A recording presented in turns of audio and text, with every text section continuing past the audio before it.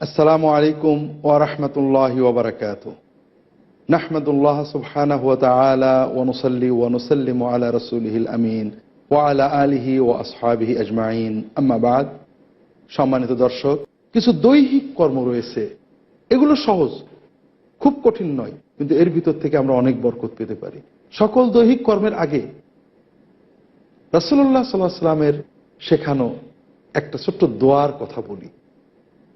এটা দৈহিক হলেও জিহ্বার জবানের কাজ, কিন্তু রাসূলুল্লাহ সাল্লাল্লাহু আলাইহি ওয়াসাল্লাম এটা শেখাতেন। আবু মালিক আল আশআরী রাদিয়াল্লাহু তাআলা আনহু বলছেন, সহিহ মুসলিম অন্যান্য গ্রন্থের হাদিস, যখনই কেউ মুসলমান হতো রাসূলুল্লাহ সাল্লাল্লাহু আলাইহি ওয়াসাল্লাম তাকে একটা দোয়া শেখাতেন, সবসময় পড়ার জন্য। ওযু প্রয়োজন না, গোসল প্রয়োজন না, সবসময় পড়া যায়। কি দোয়া? আল্লাহুম্মা গফিরলি ওয়ারহামনি ওয়াহদিনি ওয়ারযুকনি ওয়াআফিনি। রাসূলুল্লাহ সাল্লাল্লাহু আলাইহি ওয়াসাল্লাম পাঁচটা বিষয় চাইতে শেখালেন। আল্লাহুম্মা, আয় আল্লাহ, ইগফিরলি, আমাকে মাফ করে দেন, ইরহামনি, আমাকে রহমত করেন, ওয়াহদিনি, আমাকে হেদায়েত করেন, ওয়ারযুকনি, আমাকে রিজিক প্রদান করেন, ওয়াআফিনি, আমাকে সুস্থতা প্রদান করেন, নিরাপত্তা প্রদান করেন। দর্শক, ছোট্ট ছোট্ট কয়েকটা বাক্য মাত্র। আল্লাহুম্মা গফিরলি ওয়ারহামনি ওয়াহদিনি ওয়ারযুকনি ওয়াআফিনি। সব চাওয়া হয়ে গেল। আল্লাহ আমাকে মাফ করে দেন, আল্লাহ আমাকে রহমত করেন, আল্লাহ আমাকে হেদায়েত দেন, রিজিক দেন, সুস্থতা নিরাপত্তা দেন। আর কি চাওয়ার থাকে? এটা আমরা সবসময় জবানকে এই ধরনের জিকিরে ব্যস্ত রাখবো। এর পাশাপাশি সহজ কিছু কর্ম রয়েছে, করার চেষ্টা করব। আমাদের এই সব নফল ইবাদতের মাধ্যমে আত্মশুদ্ধির পূর্ণতা আসবে। এর ভিতরে আল্লাহ তাআলার প্রিয়তম ইবাদত হলো সালাত। সালাতের ফরজ যেমন রয়েছে, নফল সালাত রয়েছে। আমরা চেষ্টা করব অবসর পেলে কিছু নফল সালাত আদায় করার। রাসূলুল্লাহ সাল্লাল্লাহু আলাইহি ওয়াসাল্লাম যে কোনো সময়, নিষিদ্ধ সময় নয় এমন সময়ে কিছু নফল সালাত আদায় করতে উৎসাহ দিতেন। আস-সালাতু খায়রু মাওদু, সালাত হলো শ্রেষ্ঠ জিনিস। ফামান ইসতাতা ইকসির মিনহা ফালিকসির, যে যতটুকু পারে বেশি বেশি সালাত আদায় করবে, নফল সালাত। এক যুবক কাব ইবনে রাবিয়া রাদিয়াল্লাহু তাআলা আনহু রাসূলুল্লাহ সাল্লাল্লাহু আলাইহি ওয়াসাল্লামের খেদমত করেছেন। রাসূলুল্লাহ সাল্লাল্লাহু আলাইহি ওয়াসাল্লাম খুশি হয়ে জিজ্ঞাসা করছেন, কাব, তোমার কিছু চাওয়ার আছে? আমার কাছে চাও। চাওয়ার সুযোগ কে দিয়েছেন? রাসূলুল্লাহ সাল্লাল্লাহু আলাইহি ওয়াসাল্লাম। তিনি কে? আল্লাহ রাসূল এবং মদিনা রাষ্ট্রের প্রধান। যুবককে বলেছেন, সাল, আমার কাছে চাও, তুমি কি চাও? যুবক দুনিয়ার কিছু চাইতে পারতেন, আমার জমি লাগবে, চাকরি লাগবে, সম্পদ লাগবে, অথবা দুনিয়ার অন্য কোনো নিয়ামত চাইতে পারতেন, বিবাহ লাগবে, দোয়া করেন আল্লাহ তাআলা আমাকে অমুক কিছু দিক, তাও চাননি। যুবক, সচেতন যুবক, যুবক যৌবন নিয়ে ব্যস্ত নয়, যৌবন এবং জীবন নিয়ে ব্যস্ত। যৌবন জীবন সব শেষ হওয়ার পরে যে আখিরাত আসবে এটা নিয়ে ব্যস্ত। যৌবন তো শেষ হয়ে যায় 30-35, তারপরে জীবন থাকে। যে যুবক শুধু যৌবন নিয়ে মেতে থাকে, তার যৌবন উপভোগ করতে পারলেও জীবন উপভোগ্য হয় না, কষ্টকর হয়ে যায়।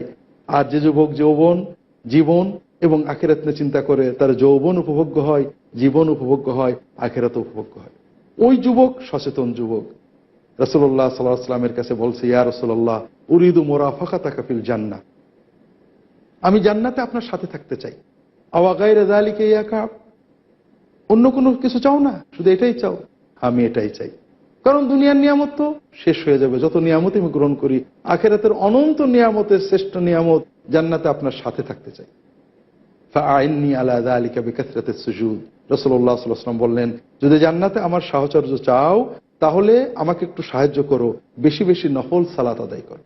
দর্শক, কাজে আমরা চেষ্টা করব একটু অবসর ফেলে নফল সালাত আদায় করার। তবে এর ভিতরে আমরা 3টে সালাত এবং আরেকটা সালাত সম্পর্কীয় বিষয় বিশেষ করে উল্লেখ করি। একটা হলো সালাতুদ দুহা, পূর্বাহ্নের সালাহ, যেটাকে আমরা চাশত বলে থাকি সাধারণ বাংলায়, ফার্সি ভাষায়। সূর্য ভালো করে উঠে যাওয়ার পরে, অর্থাৎ সূর্য উদয়ের 20-25 মিনিট পর থেকে জোহরের ওক্ত হওয়ার 20-25 মিনিট পূর্ব পর্যন্ত, যে সময়টা সকাল 7টা থেকে 11টা বা এই ধরনের সময়, শীত গ্রীষ্মে পার্থক্য হয়, এই সময়ে যে সালাত আদায় করা হয় একে বলা হয় সালাতুদ দুহা। আমরা অনেক সময় ইশরাক এবং চাশত বলে থাকি। এ সময় কিছু সালাত আদায় করতে রাসূলুল্লাহ সাল্লাল্লাহু আলাইহি ওয়াসাল্লাম খুবই উৎসাহ দিয়েছেন। কারণ সালাত মুমিনের প্রিয় ইবাদত, আল্লাহর প্রিয় ইবাদত। জোহরের অল্প কিছু পরে আসর, আসরের অল্প কিছু পরে মাগরিব, মাগরিবের অল্প কিছু পরে ঈশা। তবে ঈশার থেকে ফজর এবং ফজর থেকে জোহর বেশ দীর্ঘ সময়। এই দুটো সময়ে একটু বেশি সালাত আদায়ের জন্য রাসূলুল্লাহ সাল্লাল্লাহু আলাইহি ওয়াসাল্লাম উৎসাহ দিয়েছেন এবং এর ফজিলত বরকত খুবই বেশি। প্রথম সময় ফজরের পর থেকে জোহরের ভিতরে যে সময়টা, সূর্য উদয়ের পর থেকে জোহরের ওয়াক্ত শুরু হওয়ার কিছু সময় আগ পর্যন্ত। হযরত আনাস ইবনে মালিক রাদিয়াল্লাহু তাআলা আনহু বলছেন, রাসূলুল্লাহ সাল্লাল্লাহু আলাইহি ওয়াসাল্লাম বলেছেন, মান সাল্লাল গাদাতা ফি জামাআহ সুম্মা ক্বাদা ইয়াযকুরুল্লাহ হাত্তা ইযা তালাআতিশ শামস সাল্লা রাকআতাই আয-দুহা কামা ফারাকা'a রাকআতাইন কুতিবাত লাহু হাজ্জাতুন ওয়া উমরাতুন তাম্মাতাইনি তাম্মাতাইনি তাম্মাতাইন। যদি কেউ ফজরের সালাত জামাতে আদায় করে, এরপরে মসজিদে তার সালাতের জায়গায় বসে আল্লাহ তাআলার জিকির করতে থাকে, তাসবিহ তাহলিল অন্য কোনো আল্লাহর জিকিরে মশগুল থাকে, সূর্য উদয়ের পরে উঠে 2 রাকাত সালাত আদায় করে, তার জন্য একটা পরিপূর্ণ হজ এবং একটা পরিপূর্ণ উমরার সওয়াব আল্লাহ তাআলা লিখে দেন। অন্য হাদিসে আবু উমামা রাদিয়াল্লাহু তাআলা আনহু বলছেন, রাসূলুল্লাহ সাল্লাল্লাহু আলাইহি ওয়াসাল্লাম বলেছেন, মান সাল্লাল গাদাতা ফি জামাআতিন সুম্মা ক্বাদা হাত্তা ইয়ারকা ইউসাব্বিহা সুবহাতাদ দুহা রাকআতায়াদ দুহা কুতিবাত লাহু উমরাতুন ওয়া হাজ্জা আও কানা কামুতামিরিন ওয়া হাজ। যদি কেউ ফজরের সালাত জামাতে আদায় করে, সালাত আদায়ের পরে বসে থাকে, এরপরে দোহা বা চাশতের বেলা উঠে যাওয়ার পরে দোহা বা চাশতের 2 রাকাত সালাত আদায় করে, তার জন্য একজন উমরাকারী একজন হজকারীর মর্যাদা আল্লাহ তাআলা বরাদ্দ করে দেন। হাদিসগুলো হাসান। ইমাম মুনজিরি আত-তারগিব ওয়া তারহিবের ভিতরে বিভিন্ন গ্রন্থ থেকে সংকলন করেছেন। তিরমিজি, আহমদ অন্যান্য মুহাদ্দিস সংকলন করেছেন। শেখ মোহাম্মদ নাসিরউদ্দিন আলবানী হাদিসগুলোকে হাসান বলেছেন। এই অর্থে অনেকগুলো হাদিস রয়েছে যেগুলো থেকে আমরা দেখি যে আল্লাহর দ্বীন আল্লাহ কত সহজ করেছেন। মক্কা শরীফে, মদিনা শরীফে যাওয়ার সুযোগ অনেকেরই হয় না, কিন্তু ফজরের সালাতটা আদায় করে পুরুষেরা অবশ্যই জামাতে আদায় করবেন। মহিলাদের জন্য জামাত নেই, জামাতে যাওয়ার জরুরত নেই। তারা ঘরে বসে সালাত যেখানে আদায় করেছেন, বাড়ির মসজিদেই, ঘরের মসজিদেই সালাতের জায়গায় সালাত আদায় করে কিছু সময় বসে থেকে যদি সূর্য উদয়ের পরে সালাতুদ দুহা 2 রাকাত, অন্তত 2 রাকাত আদায় করতে পারেন, তাহলে তার জন্য এত বড় মর্যাদা আল্লাহ তাআলা বরাদ্দ করবেন। দর্শক, সালাতুদ দুহা বা চাশ এই সময় আদায় করা জরুরি নয়। এই সময় থেকে দুপুরের আগ পর্যন্ত আদায় করা যায়। বরং আমরা বেরিয়ে গেছি, রোদ তেতে গিয়েছে, কর্মব্যস্ততার ফাঁকে 9টা-10টার দিকে আদায় করলে বিশেষ ফজিলত আওয়াবিনের সালাতের কথা বলা হয়েছে। সালাতুল আওয়াবিন হিনা তারমুদুল ফিসাল, যখন বালি গরম হয়ে যায়, উটেরা বালির উপর বসতে পারে না, ওই সময়টাই যখন আমরা সালাত আদায় করব, সালাতুদ দুহা, চাশতের সালাত, তখন সেটা আওয়াবিনের সালাত বলে গণ্য হবে।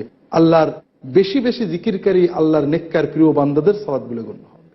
অন্য হাদিসে আবু হুরায়রা রাদিয়াল্লাহু তাআলা আনহু বলছেন, আওসানি খালিলি বিসালাত, আমার খালিল, আমার প্রিয় বন্ধু, আমার প্রিয়জন রাসূলুল্লাহ সাল্লাল্লাহু আলাইহি ওয়াসাল্লাম আমাকে 3টে বিষয় ওসিয়ত করেছেন।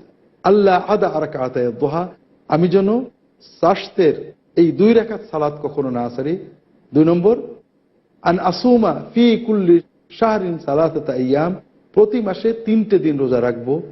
3 নম্বর, ওয়ান উতরা ক্বাবলা আন আনাম, ঘুমানোর আগে বিতির আদায় করে ঘুমাবো।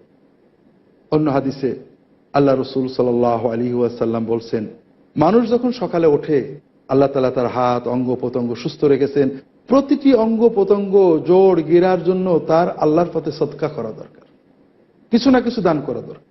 কিছু দান করতে না পারো, তাসবিহ তাহলিল করো, আল্লাহর পথে ব্যয় করো, আল্লাহর জন্য মানুষের আল্লাহর পথে ডাকো, মানুষের ভিতরে সুসম্পর্ক তৈরি করে দাও, সবগুলোই আল্লাহর পথে দানগুলো গণ্য হবে। তবে ইউজিজু আনহু রাকআতাদ দুহা, যদি কেউ 2 রাকাত দুহার সালাত, চাশতের সালাত আদায় করে, তাহলে এই যে দেহের জন্য যে শুকরিয়া, দান, সাদাকা, এটার জন্য এই 2 রাকাত সালাতে যথেষ্ট হবে। অন্য হাদিসে রাসূলুল্লাহ সাল্লাল্লাহু আলাইহি ওয়াসাল্লাম বলছেন, আল্লাহ তাআলা বলেন, ইয়া আদম ইকফিনি বিআউয়ালিন নাহার বিআরবা'a রাকআতিদ দুহা আকফিকা বিহা আখিরান নাহার। ইবনে আদম, আদম সন্তান, তুমি সকালে 4 রাকাত সালাতুদ দুহা আদায় করো, আমি এটা দিয়ে তোমাকে দিনের শেষ প্রান্ত পর্যন্ত চালিয়ে দেব। অর্থাৎ আমরা আশা করি কেউ যে 4 রাকাত সালাতুদ দুহা আদায় করেন, আল্লাহ তাআলা সারাদিন ওই সালাতের বরকতে তাকে হেফাজত করতে থাকবে। অন্য হাদিসে রাসূলুল্লাহ সাল্লাল্লাহু আলাইহি ওয়াসাল্লাম বলছেন, লা ইউহাফিযু আলা সালাতুদ দুহা ইল্লা আওয়াব ওয়া হিয়া সালাতুল আওয়াবিন। রাসূলুল্লাহ সাল্লাল্লাহু আলাইহি ওয়াসাল্লাম বলছেন, আল্লাহর প্রিয় নেককার বেশি বেশি আল্লাহমুখী মানুষ ছাড়া এই দোহার সালাত সংরক্ষণ করতে পারে না, আর এটাই হলো আল্লাহর প্রিয় নেককার বান্দাদের সালাত। কাজেই আমরা সবাই চেষ্টা করব, আল্লাহ তাআলা আমাদের সবাইকে তৌফিক দিন, আমরা নিয়মিত না হলে যতটুকু পারি, যে কয়দিন পারি সালাতুদ দুহা আদায় করব। এটা আমাদের আল্লাহর নৈকট্য অর্জনে, তাজকিয়া অর্জনে অত্যন্ত সহায়তা করবে। দর্শক, আল্লাহ তাআলা আমাদের ভালো রাখুন। ওমা তৌফিক ইল্লা বিল্লাহ ওয়া সাল্লাল্লাহু আলা মুহাম্মাদিন নবিয়্যিল উম্মি ওয়া আলা আলিহি ওয়া আসহাবিহি আজমাইন। আসসালামু আলাইকুম ওয়া রাহমাতুল্লাহি ওয়া বারাকাতুহু।